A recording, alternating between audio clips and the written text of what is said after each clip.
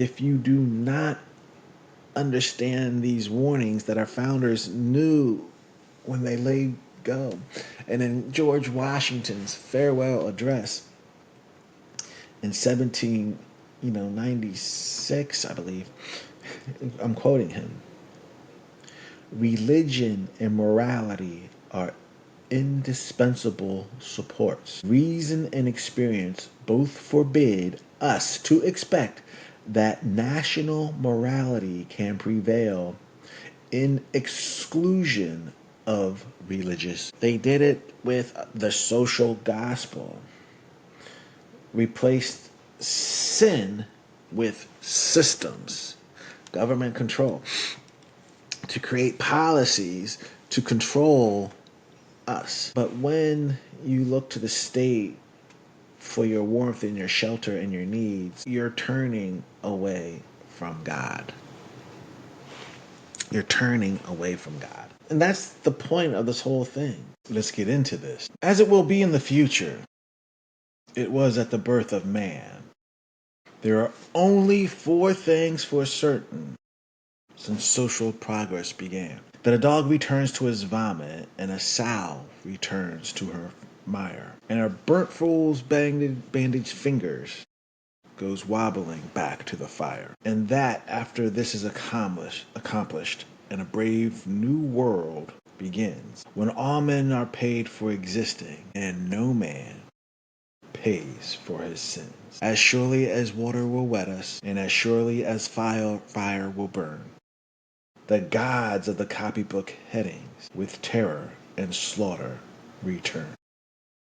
This was written back in 1919. Rudyard Kipling, he saw things of the boom of the progressive era. I'm talking, it was the thought, it was the rage, it was everything. And what did he see? He saw the destruction of World War I and the promise of a brand new day when the leagues of nations were formed. It's scary because the gods of the marketplace really is trust the experts. Trust the experts. We know what's best for you, and follow us. Trust us. We got it. Because we could do things now. So you look at their outcome. You have to look at their reality of what was created. Because it's true that when it comes to this brave new world that they have given us, what has happened? Just recently, during the COVID shutdown, I'm sorry, Dr. Fauci, that shutdown of these so-called experts was built on lies. The evidence is out there. Look at all the central banks that we have throughout the world, and look at the economic chaos that we're in. Not to mention these climate models that they keep on pushing and pushing and pushing to us. It's nothing but that will set us free. It's all a list of things that we cannot do, and trying to control the marketplace for a better life that they deem is correct because they are the so-called experts. And the only truth of it is really biblical. If you don't work, you don't eat. We moved as the Spirit listed. No one asked us to pay. Really. Their dream of utopia. You don't have to work. The creation of this welfare state that we have. Look at how it deprived our American citizens. Not to mention what it has done for a said community. Look at the economic destructions that's happening in most of our major cities, and to point fingers based on blue Democratic Party policies, where we will take care of you. The separation of the family. It caused an outburst of deficit spending. But the goal was for equity by these so-called experts. We're $36 trillion in debt. And it's climbing. That's our reality. And look at what's happening to our families. 40% out of wedlock birth, the so-called experts. Look at what they created. And the wages of the sin is death. It's death. How crazy it can be. And Kipling, back in 1919, we worship the gods of the copybook heading with terror and slaughter and return. I mentioned it already. World War One and World War Two. From World War One, it laid that foundation. But as the progressive mindset took hold on the world, this science that was there, where they used their foundations of experts and how they can create their own utopia. You got to see what happened in World War II. I'm sorry, it's the same branch of the tree. When you have the Soviet bloc, the Bolsheviks, Lenin, Stalin, the death and destruction they created to make their society. Quote Stalin, sometimes you have to break some eggs. Look at what they did to Ukraine. They starved their own people. Mao, millions and millions and millions of his own people killed to create this beautiful state in his image. Pol Pot, year zero. Getting rid of all the intellectuals, the teachers, and everything to create a perfect society based on what he knows. Same branch of the same tree. Hitler, Mussolini, death, destruction, creating the perfect state. One's a socialist, one's a fascist, one's a communist. Here in the United States, FDR with his march, we had our own internment camps, did we not? Social justice. Today, I mentioned the COVID lockdowns. That's straight up government control. And the outcome of their things, over 150 million people died on that branch in that tree of progressivism, socialism, and communism, all to create a utopia. These gods of the copybook heading and slaughtered that we will return. It's sad, but the one thing that we know that holds true is the fear of the Lord is the beginning of understanding of wisdom. That's what we hold true to. Our Lord, to hold back to Him, and knowing that our rights come from Him. His foundation is of liberty, our self-repentance, and knowing that we have a sinful nature. But when we give it up to God, we are one with Him, and He will be there to protect us. But then to live freely. And in truth, that is what our founders set up for us. And then you have to think about the contrast of what I'm saying with Kipling and his writings. Because it's amazing to me how history repeats itself and is full stop, full circle. And again, these are the times that we're living in. We have to wake up and understand that nothing is new. It's the same argument that they keep on pushing and pushing. Politicians like AOC in New York. What are they saying? Nothing new. Bernie Sanders carrying the flag of the Democratic Socialist. It's the same thing. They believe that they could create utopia now. Where Senator Kane out of Virginia said, rights do not come from God, it comes from government. And he said it with befuddlement, saying, how can you not understand that? But that's what he believes. But it's taken away from our core principles. So when you look at their arguments and you dissect them, and knowing that they're doing it by the strong hand of will, that we will get this done to create the means of our own production because we could do it. It's all been tried and it's all failed.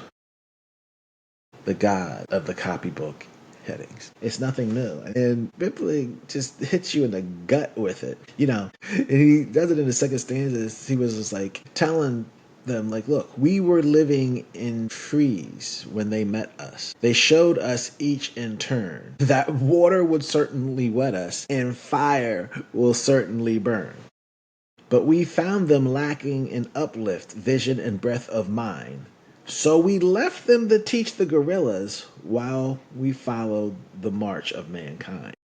Meaning, in the beginning, they're like, you guys are kind of crazy. We're just going to keep on doing what we know. But the scary part is, they don't stop. You see? Even with all their failures that we saw in the last century of this ideology, it is back again.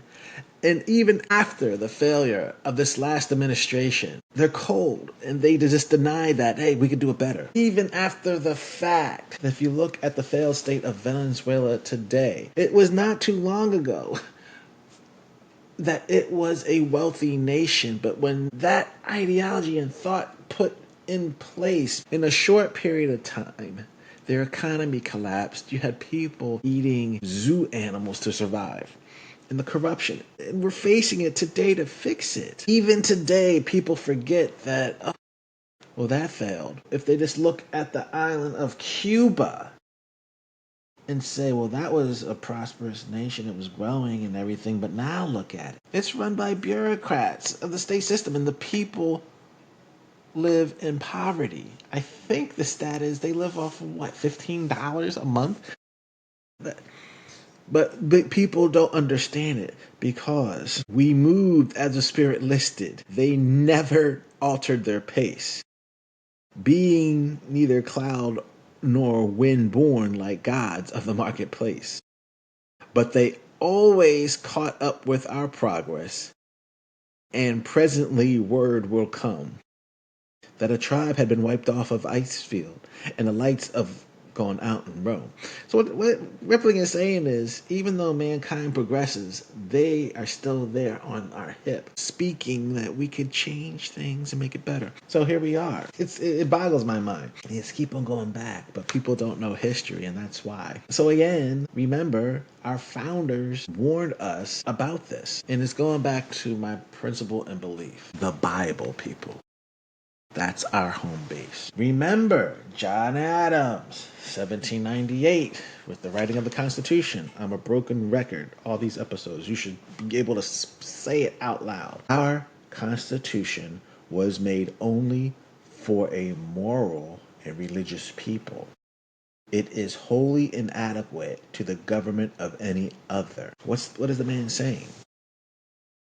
We don't need the gods of the copybook heading with their utopia, where, like Dewey, take the Bible teachings away from the children and come up with our own system. And that's what happened. So, if our founders knew that we're setting up a constitution for a moral and religious people, it's the moral. And our stance today is we need to teach and love thy neighbor and humbly show them that this is the way. This is our true identity. And we're so lost that we're going to have to peel this back and speak to it and talk about it and share it. It's also to the point where if you do not understand these warnings that our founders knew when they laid go. And in George Washington's farewell address in 1796, I believe,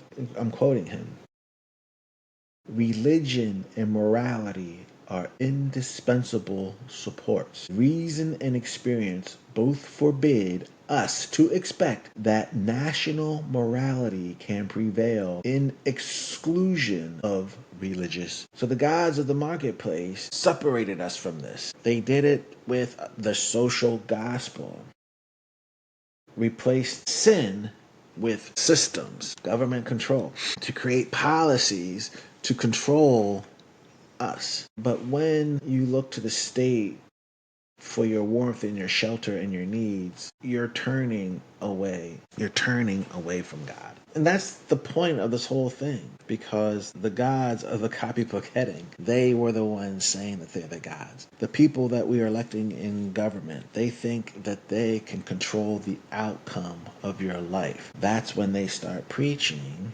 equitable. It's not equality under the law. It's equitable outcomes. And that is against human nature. Life, liberty, and the pursuit of happiness does not go with progressives. Because in the end, they're looking to control the means of our production for the same outcomes for society. And in this, Rudyard Kipling, he hit it hard, because we came from a society that looked to love thy neighbor to this. On the first Feminian sandstones, we were promised the fuller life, which started by loving thy neighbor and ended by loving his wife, till our women had no more children, and our men lost reason and faith. And the gods of the copybook heading said the wages of sin is death. It's crazy, because Kipling saw it all too, as our founders did. And this man was living it through over there in the ills in England. James Madison warned also, and this is about forming of governments, about man's nature. If men were angels, no government would be necessary. Ambition must be made to counter-react ambition. And he was speaking about people going into government. Their mindset was completely different because they saw what central control did. And Madison was like, look, everybody has their self-interest. And when they get into politics or they want to govern, they would want more control. So we set up our Constitution knowing that everything was supposed to be this balance of the checks and balances. The government's divided between the executive branch, the judicial branch, and the legislative branch. And in that relationship was the states, where the states were giving up and having this compromise with a centralized government and then states' rights. But in the heyday, and we went over this last two episodes, the 19th Amendment, when it removed the voice of the states by promising people more democracy, and instead of having our senators elected or chosen or appointed by the state legislators, where you, the people of that community, of that state, elected your representatives at that state level to appoint their ambassador to be the senator. They made it a popular vote. And right there, states' rights pretty much knocked out, and then the chaos begins because, in truth, who do these senators answer to? The gods of the copybook heading, the lobbyists, the money influencers, special interest groups, and the big money donors who are running things to influence them of power. And the political parties become further and further divided. Where we are, but the wisdom, they did that. And Thomas Jefferson, he even looked at it and saying, hey, view of government should only be for the care of human life and happiness. Is the only legitimate object of good government. Life, liberty, and the pursuit of happiness. Their view, stay out of the way and let people pursue their own happiness. Let them enjoy their life. Let them have their own property. And it's to the point where now we have our administrative state telling us what we cannot and cannot do. Especially, we went through it you saw what they want to do with automobiles. You really pushing us to the green model of what car you can drive. That's control people. What light bulbs you could use. That's control people. In some areas, what ovens or stoves you could have in your home and making that part of the building code. That's control people. Our schools, who could participate in what? Taking away the 10 Commandments. Boys playing in girls' sports. It's against nature law, but they're doing it because of these so-called experts. It's the times that we're living in. So we know that these patterns have been identical time and time again. The gods of the copybook heading, progressive, socialists, the democratic socialists, they claim the same thing. They want to promise utopia. They believe they could do it, and they want to do it without. They took over our schools. They're taking over our churches with the social gospel. They want to remove the ancient restraints. Symbolism, people. Tearing down those statues that we witnessed not too long ago was really trying to erase history. It's a pattern that they have because they want to create society. What we witnessed was really no different from Pol Pot in his year zero. Not as extreme as Pol Pot, but that's the door that was open. It's the same thing. They want to remove the ancient restraints, attacking the family. Lyndon Johnson's Great Society. What happened with the black family is atrocious. It's atrocious. Giving mothers welfare, but saying you can only have it without the man in the house. Separating of families. Generations lost. That's evil. And they keep on pushing. Faith. You got to question our spiritual leaders today. Are they preaching the gospel, or are they preaching social gospel for social justice, for social causes, and masking it with political leanings in their vision. And the scariest thing is we live now with centralized power that our founders never thought. The administrative state is real. Look at our budget. That's why it's out of control. And this is where we need to address this, because not enough is really addressing these ills. It's like, do we need all these departments? It's just a question. I say no. Just take it today. Trump is trying to, Department of Education. I do believe the states should take that responsibility upon themselves and handle it, not centralized control. But not going off track. It's just that we have these experts who are not elected making up laws, and our Congress is not making laws but allowing the administrative state to make laws, and that's being enforced by a memorandum or an executive order, or just an order blatantly from these departments. It's wrong. We become lazy and we allow that happen. And again, a moral and religious people. Meaning, sometimes you got to step up and say, no, that is not. It's these experts are not leaders. They think they're in control, but they're not. And we need to take that back. And then the collapse is really happening, with all this now, fast forward. It's scary. Our debt needs to be stifled. We need to control it. And I am in full support, because if revenue can come in from tariffs, that's one way. Pay down the debt. But it's not going to be enough. It's going to be the will of the people to understand that we can't do it. And right now it's sad, because you see the failure of one program created by one administration with, let's just call it by layman's name, Obamacare. And the government shut down, saying that, well, we're going to keep the government shut down for 42 days because you need to make sure we support these subsidies that go out. We can't afford it, people. It's a failed program. So stop. But the disappointing side is you have people of the party that's supposed to be a fiscal responsibility are going to give up the fight and support it. That's what's happening. But where are the moral people saying, no, it's not right? Let's open up the market and let it flourish and let people choose which way they want to go. Trump made a shot, say, why don't we give the money to the people so they can buy it themselves? Let's get back to that principle. Free market, life, liberty, pursuit of happiness. Give us the choice, not government control that is not in a short period of time has proven to be failed. But why fix it by throwing money at it? It's our money, people. Step up and take that responsibility. Because nothing is free.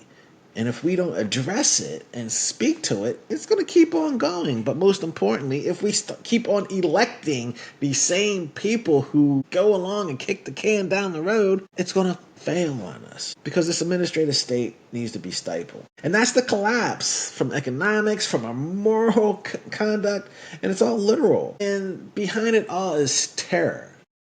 Because I do not want to go down the road that Europe is in. They don't have free speech. If you say something and you put it on social media, they will come after you with the full force of the government and shut you down. If you're not hip to the game of what's going on, pick up a paper, do your own research, and see what's happening in Europe.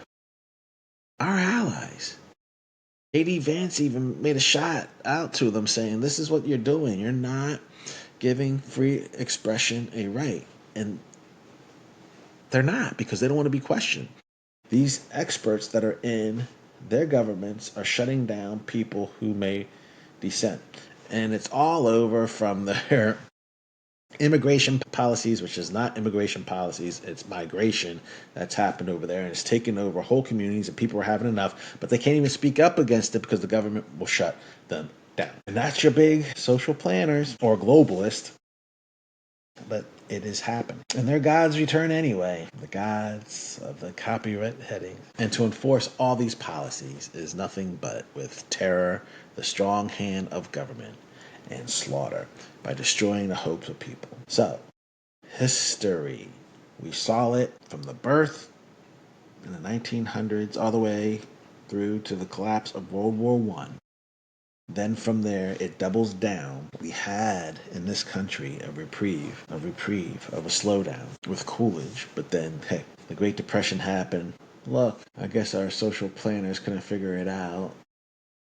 When we created the Federal Reserve, then oops, what they're supposed to stop, it happened. The collapse of the market and everything, the Great Depression, which was prolonged by FDR and his policies, and then oops, World War II. What was World War II? Nothing but these engineers of the copybook headings creating their own societies. Mussolini, Hitler, Stalin, death, destruction, conquest. We had to fight and push it back. Then you fast forward what Mao has done. China, look at it now. Hey, it's there, but we need to wake up to it and see it. And there's things that we have to do to make sure that it is known and needs to stop. Excuse me. Speak to your neighbors and let them know that we have to admit that the progressive gods of the copybook headings failed. We have to say it to our neighbors. We have to say it to our children. We have to say it to our pastors as they're preaching the social gospel. We need to anchor your household on the Bible. God exists. Rights come from Him, not them. You need to work and flourish for your life, liberty, and pursuit of happiness. It cannot be given. Your security cannot be given by them with their equitable causes on a welfare state for your free education, and I mean in higher learning, and getting rid of that, meaning paying for your student loans. We have to pay for our own things. You need to work or you will not live. You need to break that cycle and change. And understand of our sin nature. And sin brings death. But when we repent, it brings us life. Get back to it. We have to starve the beast of progressivism. We may have to rethink and pull our kids out of this educational structure. We have to look at where our money's going. We need to look at what our vote is doing and vote for the right people. It's a call of action. Because again, when you listen to Kipling and his warnings and understand what he saw, listen in the opening of the poem. As I pass through my incarnations in every age and race, I make my proper prosternations to the gods of the marketplace. Peering through reverent fingers, I watch them flourish and fall. And the gods of the copybook headings, I notice outlast them. But then he goes on. In the Carnivorous epoch, we were promised abundance for life, for all. How do they do it? By robbing the selected Peter to pay for the collective Paul. But though we had plenty of money, there was nothing our money could buy. And the gods of the copybook heading said, if you do not work, you die. We are not waiting for their terror and slaughter to return, because it will. We need to wake up, because they're not going to stop. They're going full stop. They have the media behind them. We have this midterm election, which is going to be a mess, people, if we don't speak the truth. And we do not want to go back again to impeachment hearings. We have an opportunity to start turning the ship around. But we have to speak to the truth. And we have to say to these Democrat socialists, we're never going down that path. Because if they cannot say and believe that our rights are given from God, that we are here to live in our pursuit of life, liberty, and pursuit of happiness, they have no justification to be in any political leadership and form. We have to turn it around. We do. We are not waiting for the terror and their slaughter to return. We are watching the burnt fools, and this is who we are. The burnt fool's bandaged finger wobble back to the fire right now. We need to turn it around. Turn it around. Because it's true, because if we don't, it's all going to be for nothing. But in the end, he closes Ripley. It's this. And that after this is accomplished and the brave new world begins, when all men are paid for existing and no man must pay for his sins. As surely as water will wet us, as surely as fire will burn, the gods of the copybook headings with terror and slaughter return. We do not want that, my friends. Kipling saw it. We're living it. But we have an opportunity to really turn this ship around. He was at the beginning. The question is, are we going to start the end? This is Facing Goliath. This is our brave new world. I appreciate y'all. And just remember this, my friends. God loves you, and I love you too.